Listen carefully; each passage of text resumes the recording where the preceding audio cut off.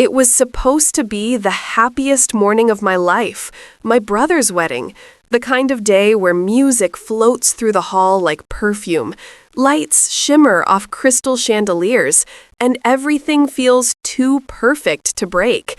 But perfection cracks, quietly, and suddenly.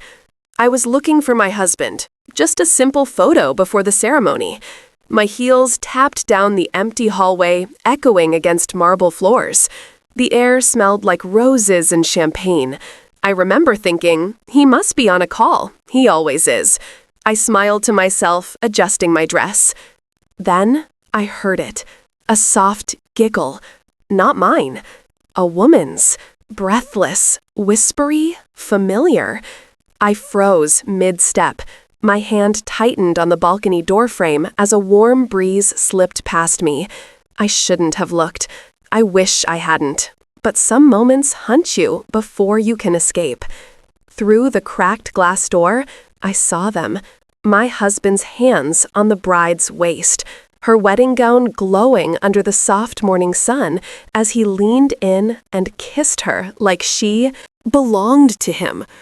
My throat closed, my vision blurred, my heartbeat felt like it was echoing inside the empty hallway. I couldn't breathe. I couldn't move. And that was the moment my entire world snapped. And then, the line that matched the thumbnail, the one that still rings in my ears. At my brother's wedding, I caught my husband and my sister-in-law in the middle of an affair. I didn't even scream. I couldn't. I stumbled back, my heels slipped, someone caught my arm. I turned and saw my brother, the groom, his face steady, calm, too calm. For a second, everything went silent, like the whole hall was holding its breath. He looked at my shattered expression, then at the balcony behind me, and instead of panicking, he leaned in and whispered a single line that froze me harder than the betrayal itself. Age mat deko, bas meresat au. The real show is about to begin. If you want to know why my brother didn't break and what he already knew, stay with me. The truth didn't just ruin a family. Wedding. It opened a door to a conspiracy buried for years. I had walked down that hallway 1,000 times in my life, but I had never felt its silence crush me the way it did that day.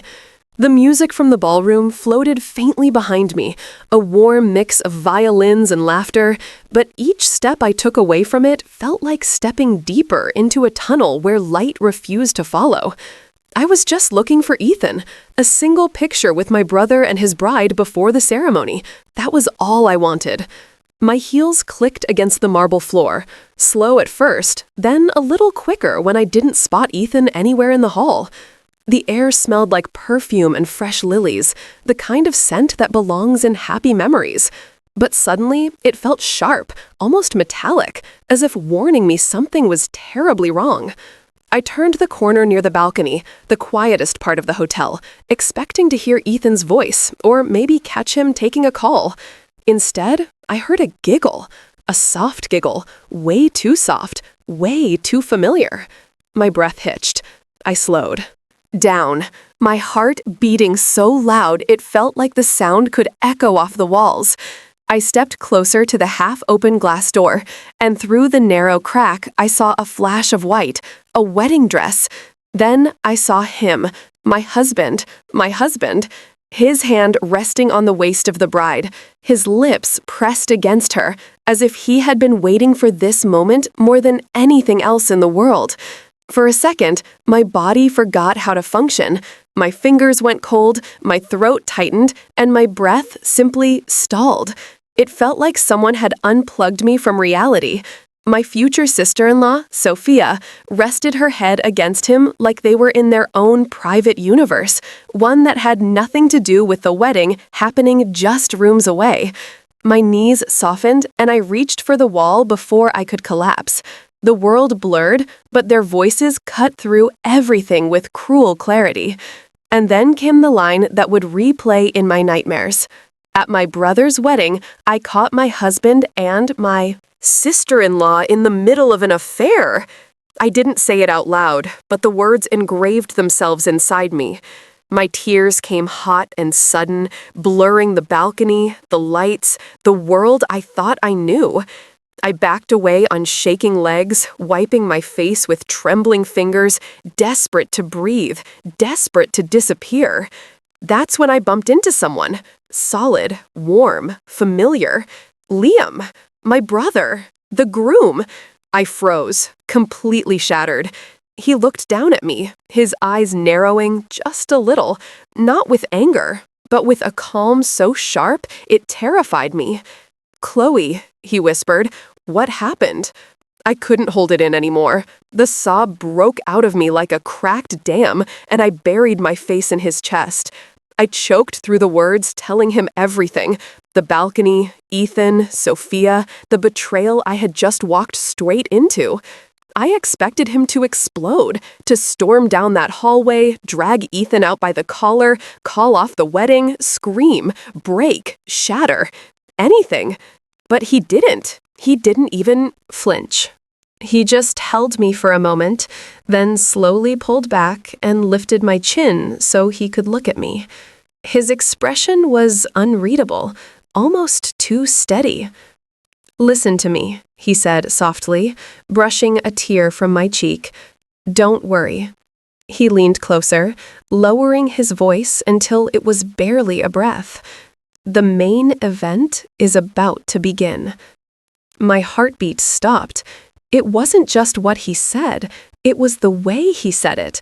Slow, deliberate, almost rehearsed, like he'd been waiting for this moment, like he wasn't shocked at all.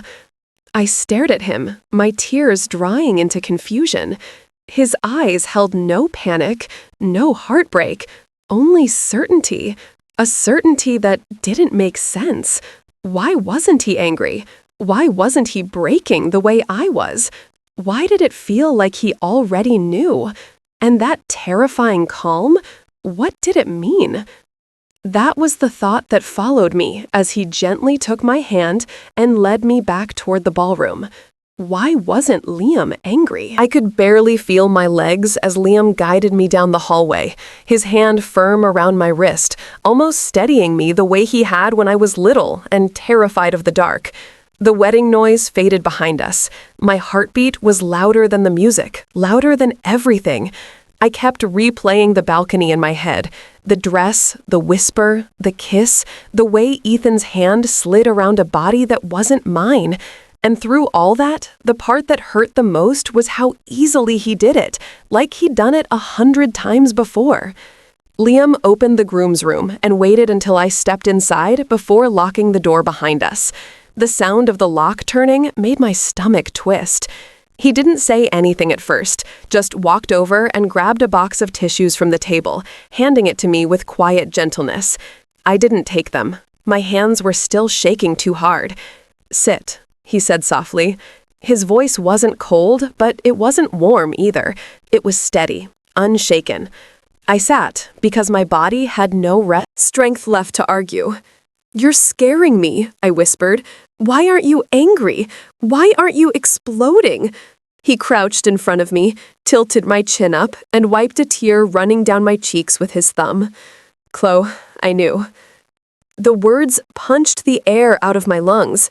"You knew?" I repeated, breath breaking. What do you mean you knew?"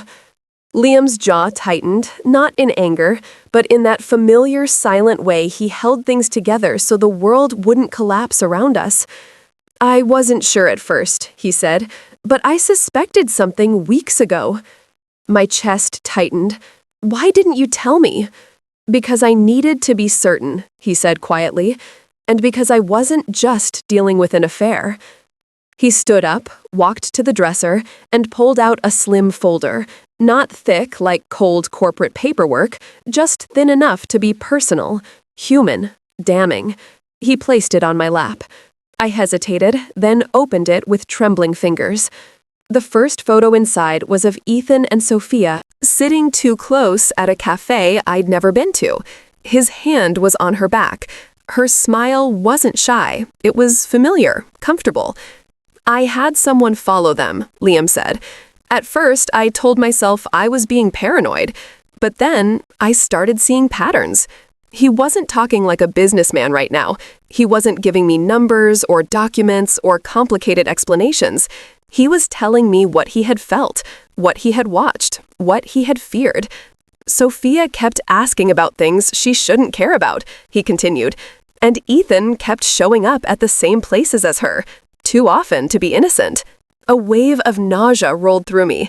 I pressed a hand over my stomach, swallowing hard. I didn't want to believe it, Liam said.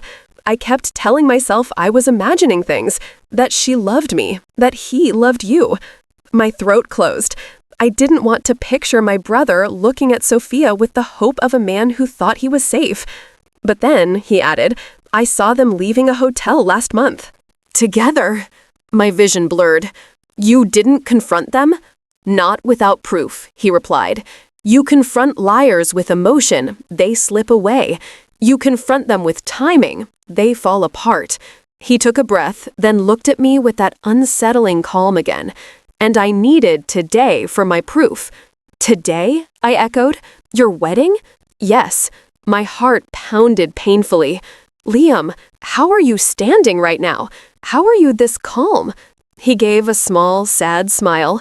Because I'm not the only victim, Chloe, and I couldn't let you walk into that balcony alone. I couldn't let you face their betrayal without something to stand on. I felt tears burning again.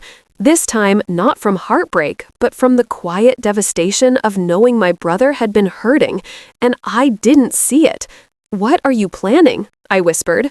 Nothing illegal, he said immediately, reading my fear. I'm not breaking rules.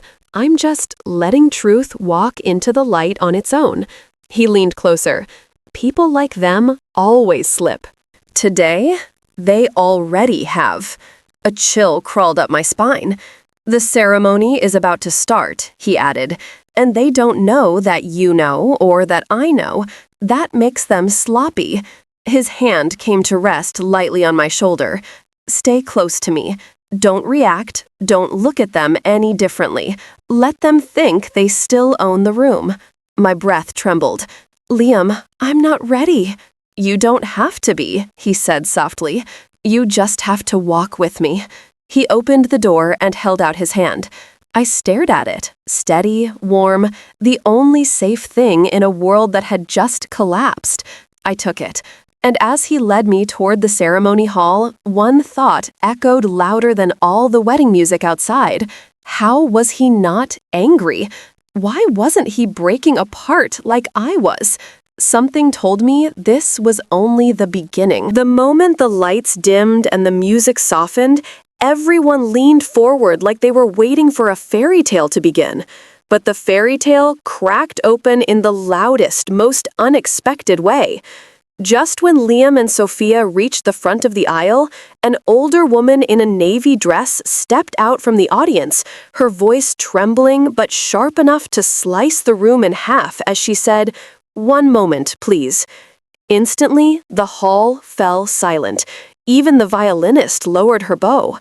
My breath caught as the woman climbed the steps, holding a stack of photographs pressed tightly against her chest. Her eyes locked on Sophia, and Sophia's face drained of color so fast it almost looked like she fainted standing upright. "Do you recognize me?" the woman asked, her voice shaking with pain more than anger. "Because I remember you. You were engaged to my son. You promised him forever.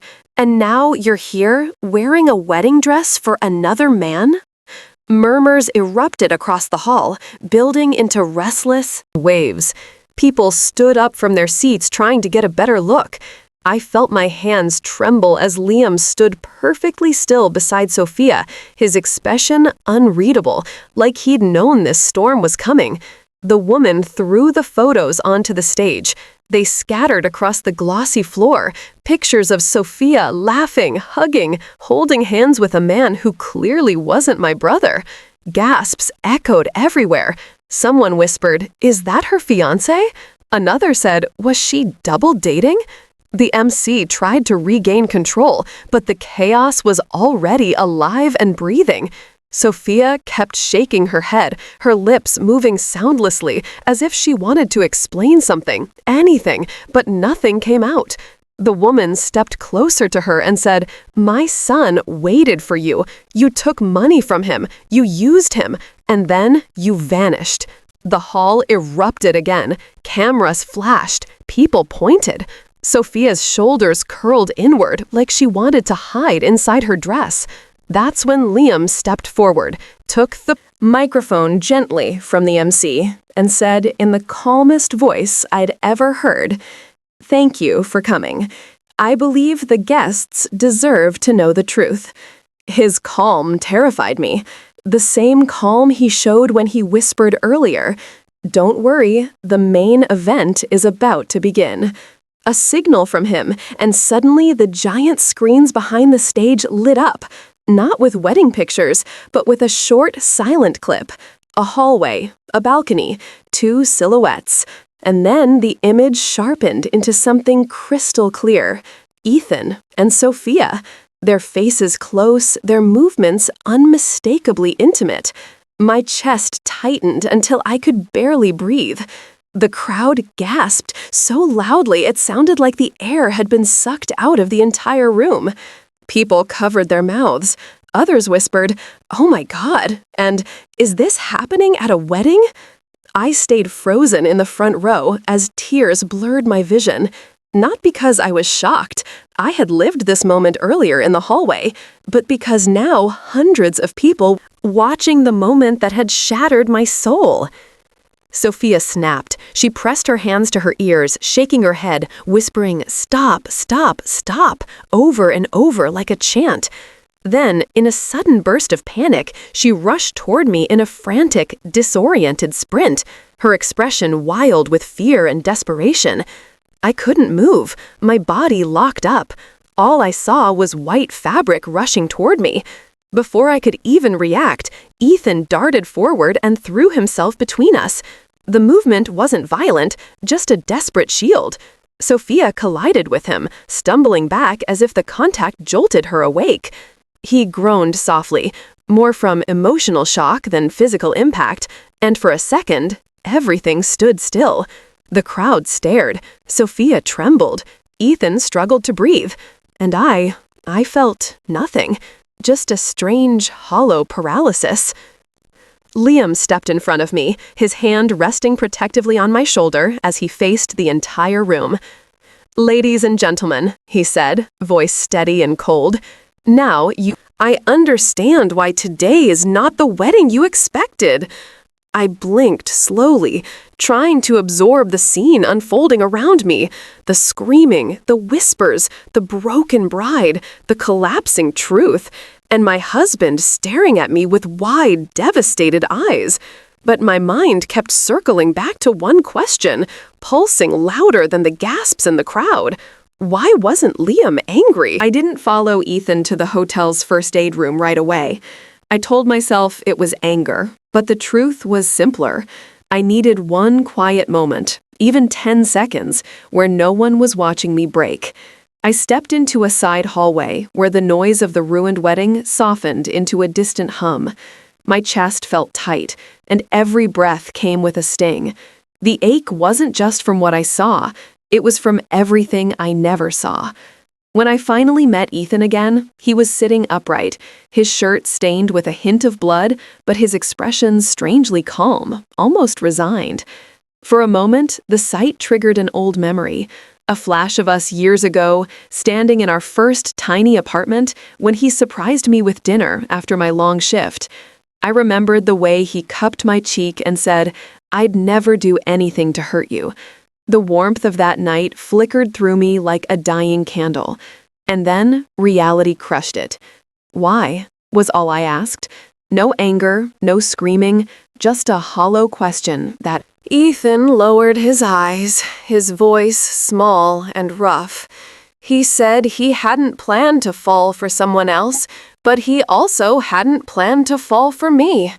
He said he cared for me, but the marriage had started as something built on pressure, advantages, expectations.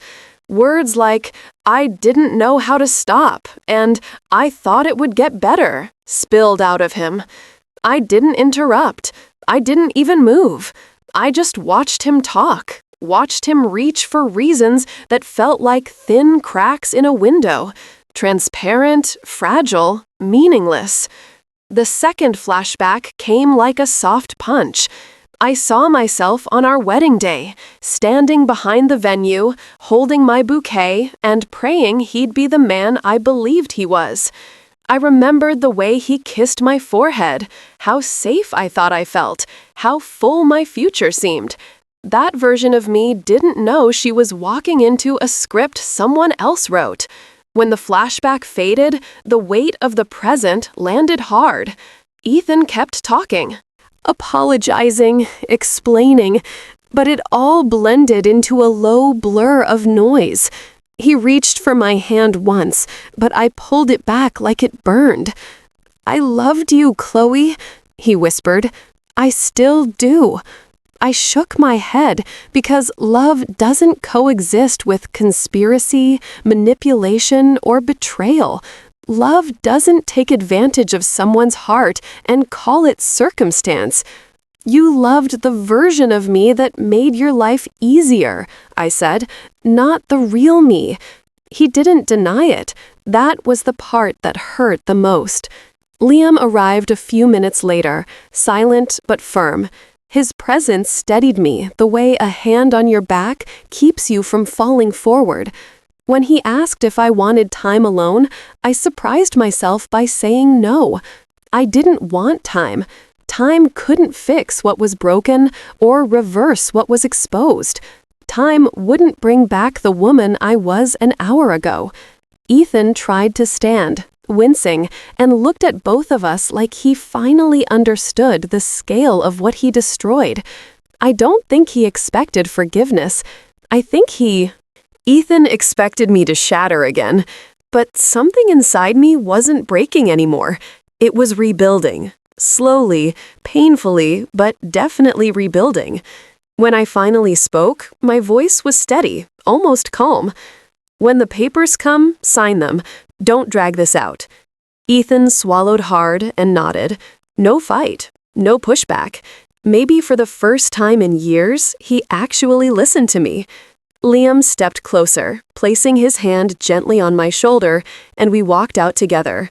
The noise of the hotel grew louder, but inside, everything felt strangely quiet, like the world had stopped spinning for a second. The betrayal wasn't just an affair. It was in the foundation of my marriage, in every year I thought was safe. But as we stepped into the empty hallway leading back to the ballroom ruins, something inside me whispered that endings don't erase you, they reveal you. And as the doors closed behind us with a soft click, a single chilling thought settled in my mind. If this was only one layer of betrayal, how many more were still buried beneath it? I remember thinking Napa smelled like new beginnings. Sun-warmed pine, oven-baked bread from a corner cafe, and the faint sweetness of the valley's late grapes. And for the first time in months, that small chorus of ordinary things felt like permission to breathe. The days blurred into slow, careful rhythms. Morning walks along the vineyard rows where the light slanted like a promise. Quiet lunches where David made me laugh without prying into the jagged edges of my past. An afternoon spent sketching a building I might one day design that had nothing to do with lawsuits or betrayal. And yet, even as my hands learned how to steady around a pencil, a tiny unease kept nudging at the back of my throat, the kind you get when someone shifts in the row behind you at the movie theater, and you can't tell whether it's your imagination or the start of something. The first time it happened, I dismissed it as nerves. Driving back from a hike, I caught a flash of chrome through the rear view, a sedan too close to the edge of the lane, then it fell back into traffic. And I told myself I'd seen nothing, that the city had taught me to be hyper-vigilant, and Napa was different, gentler. David noticed that small tremor in my voice when I mentioned it. He tightened his grip on the steering wheel, offered a joke, made me promise to look at the scenery instead. And for the rest of that day, my worry folded into the comfort of his laughter. But other moments kept layering like a film over the valley. One evening in a cafe, a woman at a distant table kept turning her head as if she were trying to decide whether to approach. Another time, while Ava chased butterflies in a park, a pair of headlights paused at the far end of the road and then vanished between oaks. And each time, I told myself not to be ridiculous, not to let fear carve new lines on my face. Healing felt mostly like learning to carry weight differently. I could cradle a memory without letting it shatter anything around me. I could answer a question about our future without flinching. And when David reached for my hand across a simple wooden table, it no longer felt like a test, but like an offering. Still, the valley's calm made the little warning signs stand out. An elegantly wrapped package on our doorstep the morning after Ava's first week of preschool, an unfamiliar courier name scrawled in hurried ink, and inside, a small velvet box containing a child's bracelet so delicate it seemed almost ceremonial. The note attached said simply, "Happy birthday to our little one from her grandmother." And for a moment, I felt the air leave my lungs because the handwriting, looped, deliberate, had echoed the anonymous white roses and the card I'd shoved into a drawer months ago. And suddenly, the past and present overlapped like two film reels caught in the same projector. I did not panic. Instead, I folded the note away and watched David watch me, the way someone watches a loved one who's smiling but not quite present. And he promised to run a quick check with a contact in the station, but his voice was quiet, the worry tucked inside a professional calm. Over the next days, the watchful beats multiplied, so subtle they might have been cruel coincidences. The same sedan glimpsed twice at a distance. A woman in a wide-brimmed hat who always sat far enough away to avoid being noticed, but close enough for me to feel her gaze.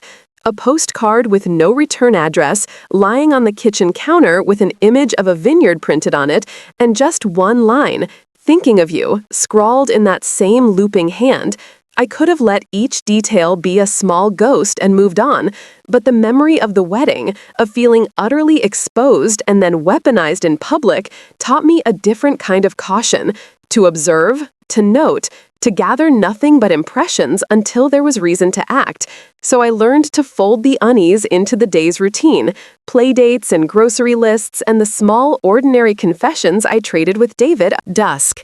And in those confessions, I discovered my courage returning slowly, like the tide reclaiming the sand. Still, the valley had other ways of reminding me that peace is never absolute. One afternoon, as I pushed Ava on a swing, the black sedan rolled by slowly, too slow to be accidental, and for a flash my chest cramped with an old familiar clarity. Someone had been watching, someone who knew where and when we would celebrate, someone who could stitch together scraps of my life into a map. I did not shout or collapse. I smiled for Ava, pushed her higher, let her giggle lift the moment. And when the car vanished, I felt two things at once: the brittle relief of not being surprised by the world's capacity to hold danger, and the steadier, warmer certainty that I was not alone. David's presence was quiet insurance. Liam's distant but steady support felt like scaffolding. And my own quiet readiness, the knowledge that if a shadow wanted to reach into my life, it would find walls and lights and witnesses, became part of the healing. The chapter of my life that began in Napa was not a clean break from the past, but a careful reconciliation with it. I learned to love again without forgetting, to protect without becoming paranoid, and to hold my daughter's small hand with the fierce, patient tenderness a mother gives when she has seen how brittle trust can be. Because the truth was, peace was a practice.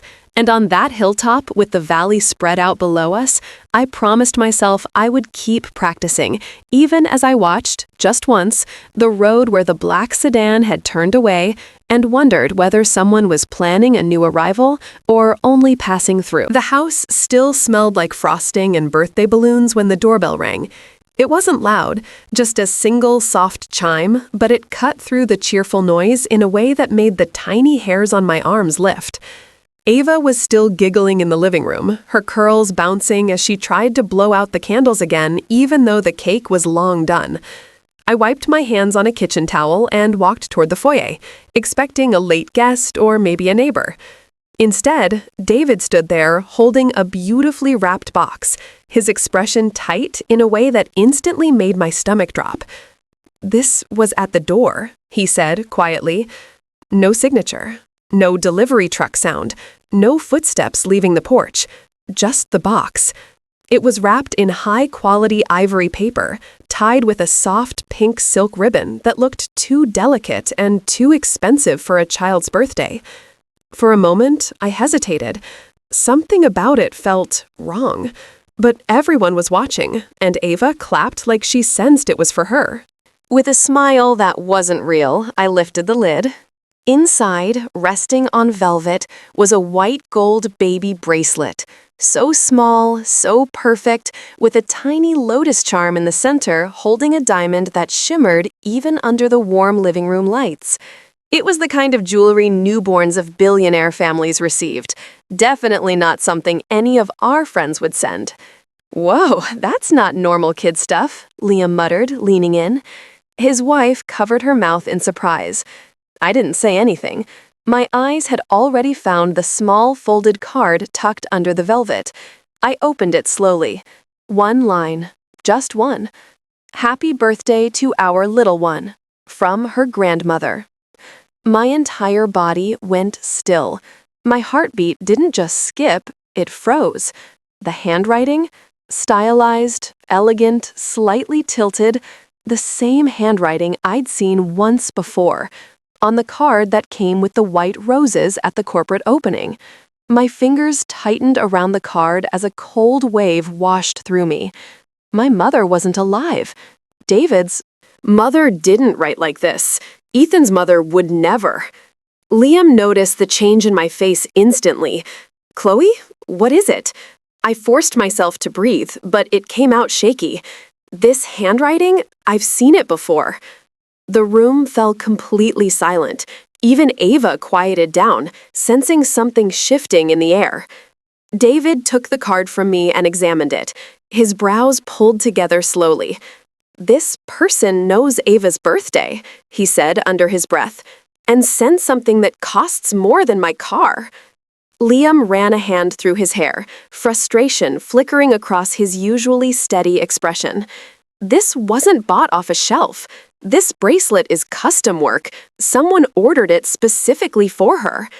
"But who?" I whispered. No one answered. The question felt heavy, like it might sink the room. That's when the panic started. Not loud, not dramatic, just a tightening in my chest that made it hard to swallow. A stranger knew my daughter. A stranger was watching her, watching us. "I'll run a full check," David said, already shifting into police mode. "Fingerprints, wrapping prints, delivery cameras, something." Liam nodded sharply. "And I'll call a few jewelers. The lotus charm is unique. Someone has to recognize the design." We divided the tasks instantly, the way people do when fear is trying to choke them. But deep inside, a voice whispered that this person wasn't someone ordinary, not someone we could trace with simple steps, not someone careless. Over the next 2 days, every lead died before it even formed. The delivery service had no record. The camera outside the house caught nothing but a blur. The fingerprints on the box belonged to no one in any database. The jewelers shrugged. None of them had made the bracelet. It was like the sender had erased themselves from every angle. Every night, I checked Ava's bedroom twice, sometimes 3 times. One night, while brushing my hair, I caught my own reflection in the mirror looking afraid. Truly afraid for the first time since the wedding. When I tried to sleep, my mind kept circling back to that handwriting, the graceful curl of the letters, the confidence of the strokes. I knew it. I didn't know how, but I knew it. And at the end of the 3rd night, as I sat beside Ava's bed watching her breathe, a quiet thought finally formed. a thought that terrified me more than anything else. What if this wasn't a mistake? What if this woman isn't watching my daughter, but claiming her? The bracelet glimmered from the drawer where I'd hidden it. Its diamond caught the light like an unblinking eye. And for the first time, I admitted the truth to myself. The past I thought was buried wasn't done with me. It had just knocked on my daughter's door. The attic smelled like old paper and sunlight that had stopped moving years ago. A silence so thick it sounded like a held breath. I climbed the narrow stairs with my hands flat on the rail, each step creaking under me as if warning me to turn back. But something in my chest pushed me forward, a mix of dread and a strange aching hope. The house looked smaller than I remembered, windows rimmed with dust, a lone moth beating itself against the glass. I ran my palms along the trunk lids and wardrobes until my fingers found a small wooden box tucked beneath a moth-eaten blanket, its latch stubborn with rust, and when I pried it open, the room seemed to tilt and the past spilled out in a neat, improbable stack of letters tied with a purple ribbon. The paper browned at the edges like pages of a life carefully folded away. My hands trembled as I lifted the top letter, and the handwriting, soft, slanted, familiar in a way that felt like a memory I hadn't earned, made my throat close. I sat, down on the attic floor with the letters in my lap and the light through the single skylight making a small island around us, and the house creaked like an old ship around that little island while I read the first words, "My dearest children," in the voice of someone I'd been told belonged only to history unfurled across the paper, asking for forgiveness and explaining choices that had saved and cost so much. I pressed the letter to my face because it felt like a way to prove it was real, that these words were not a cruel trick, and my breath fogged the ink for a second. Memories came uninvited in quick flashes. My mother's laugh over a chipped teacup, Liam's sticky-fingered grin, the winter when she sewed my doll's dress, images stitched into my younger self. And between each memory, the letters filled gaps I hadn't known were empty, telling a story of a woman named Adrian who'd loved fiercely and then stepped away to protect us from a danger that had been too sharp and too near. As I read on, the attic shrunk around my sudden vertigo. Lines about a car, a fire, a decision to let the world believe she was gone so her children could live. Sentences that read like prayers and like legalese at once. The kind of writing a person leaves when they're building a bridge for others to cross without them. My hands stopped shaking for a moment as I scanned a paragraph about a safe deposit key hidden with instructions to trust a sister named Catherine, the name of the woman who had raised us. And for the first time, the neat lie I'd lived in felt as fragile as the paper between my fingers. I thought of the bracelet at Ava's birthday, the anonymous notes, and a cold knot took shape in my gut. This wasn't random.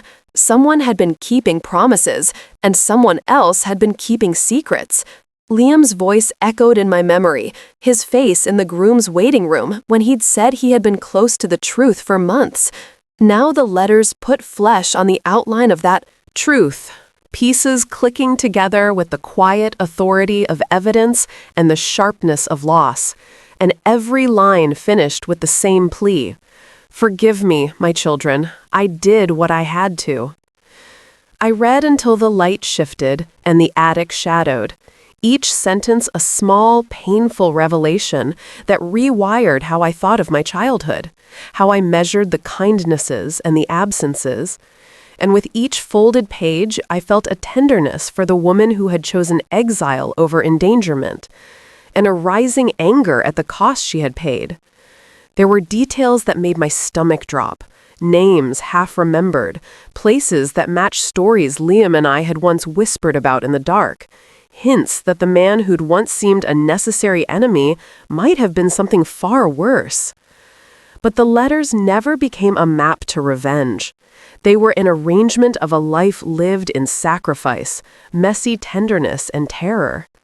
At one point, I folded a letter back and caught my reflection in the attic's dusty pane, my eyes rimmed red. but defiant, and I let the realization settle into me like stone. Everything I had built after the wedding, the anger, the divorce, the small victories of moving on, now sat on top of an older, more tangled history. When I finally stacked the letters back into the wooden box, closing the lid with hands that no longer shook as much, I knew a new question had replaced the old ache. Not who had abandoned us, but who had made the choice to become our mother in the only way she thought would keep us safe.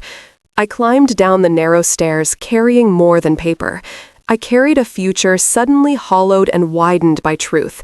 And as the house exhaled behind me, the question fell out of my mouth before I could stop it, small and raw and impossibly loud. Then who was the woman who raised us? I don't know what I expected when I drove back from our childhood town with that stack of yellowed letters sitting on the passenger seat, but the silence inside me felt heavier than the road ahead. Liam was already waiting in his office when I arrived, pacing like a man bracing for an earthquake. When I placed the letters in front of him, he read them slowly, each line carving a deeper line into his expression. And then he reached the last one, the letter that hinted our real mother hadn't died in that mountain accident 25 years ago, but had escaped it. The words landed like a violent truth we weren't prepared for. The idea that our biological mother had been alive all these years, or at least long enough to send those letters, left my chest tight in a way I couldn't explain. She survived, I whispered, almost to myself. Liam sat heavily, rubbing his palms together like he was trying to steady a lifetime of emotions. If she survived the crash, then that means it wasn't an accident. Those letters never said it directly, but the tone, the fear, the urgency, everything pointed in one direction. Our mother had fled because someone wanted her dead. And if they wanted her dead, they wanted all of them gone. The CEO, his wife, the driver, and his wife, all gone except one, Liam murmured. She must have seen something. Something so dangerous that disappearing was the only way to save her children. I felt the weight of it in my bones, the truth I had never known my entire life. I wasn't the daughter of Catherine Miller alone. I had another mother, one who vanished into the shadows, carrying secrets poisonous enough to destroy entire empires. Before we could even process that, David walked in, closing the office door behind him. His face told me he came with news, serious news. I checked the old case files, he began carefully. There was always suspicion around that accident, but no evidence. The only survivor was listed as unknown. They assumed she died later. From her injuries, nobody ever confirmed. My stomach clenched. That lined up exactly with the letters. My mother had essentially erased herself from the world. "There's more," David said, and the edge in his voice made the room feel colder. The man who took over the company right after the accident, the one who gained the most from those deaths, was the same man Liam fought at the wedding, the same man behind Sophia and Ethan. Liam lifted his head slowly. "You're saying he's been part of this since the beginning?" "I'm saying," David replied quietly, "your father wasn't his first target. Your biological mother's family was." A sickening realization unfurled inside me. So all this time, all these years, he was circling us. "Waiting for the right moment," Liam added, voice low. "The moment we inherited everything our real parents built." Suddenly, the mysterious bracelet, the roses, the watching woman, the sedan, all the pieces sharpened. Someone else from that past knew who we were. And they weren't trying to hurt us. They were reaching out. "That handwriting," I whispered. "It wasn't from the villain side. It was from her side. Someone connected to our mother." The thought made my breath catch. If that woman wasn't a threat, then she was someone who believed she had a claim to Ava, someone who believed she was family. Before we could untangle more, David placed a folder on the desk. "I pulled everything legally available. If we move forward, we have grounds to open this case. Cold case or not, we can push for it. But you both need to understand." He paused, meeting both our eyes. "This isn't small. If we dig, he'll know, and he won't wait. Liam leaned back, the weight of 25 years showing in the set of his jaw. So he took everything from our parents, tried to take the company, tried to use the wedding, and now he'd try to bury the truth again? I swallowed hard. If we don't stop him now, he'll keep reaching for us, for Ava. That was the moment the fear shifted. It wasn't about uncovering the past anymore. It was about protecting the future. David nodded slowly.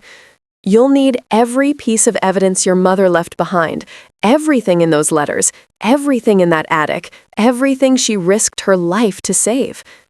Liam closed the last letter gently, like it was something sacred.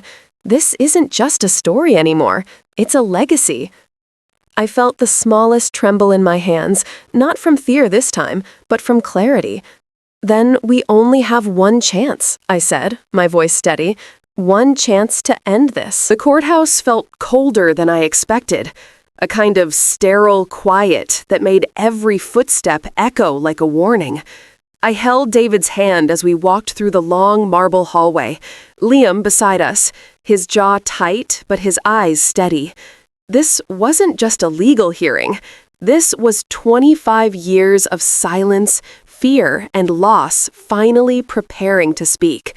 Inside the courtroom, rows of spectators and reporters whispered among themselves, the kind of hush that happens right before a storm breaks. And sitting at the defense table, looking smaller than I had ever imagined, was the man who had turned our lives into a maze of pain. Mr. Caldwell didn't look like a powerful executive anymore. His shoulders slumped, his face pale, the confidence gone from his eyes the moment he saw us enter. Maybe he didn't expect me to stand here today. Maybe he thought the children of the woman he tried to erase would stay erased forever. But here we were. When the judge entered, everything shifted into crisp formality. Liam went first. He walked to the stand, calm, composed, his presence filling the room. He spoke not like a CEO, but like a son who had carried the weight of a silent war for too long. He explained how our father had suspected shady dealings, how he fought to protect the company he built, and how his concerns mysteriously disappeared the same week he did.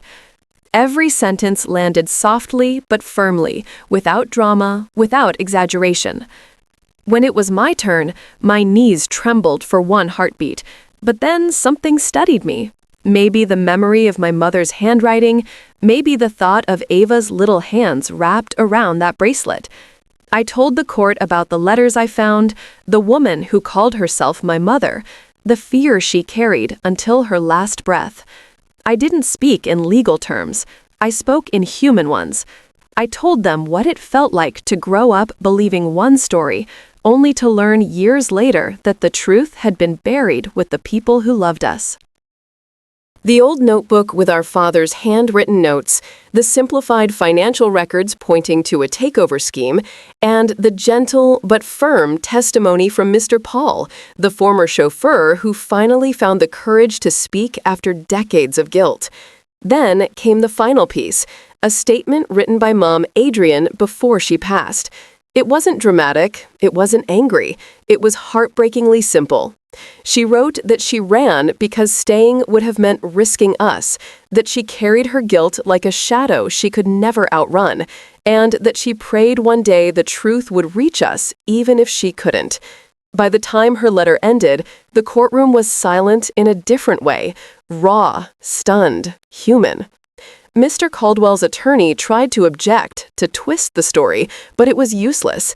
The truth had been laid out piece by piece, gentle but undeniable.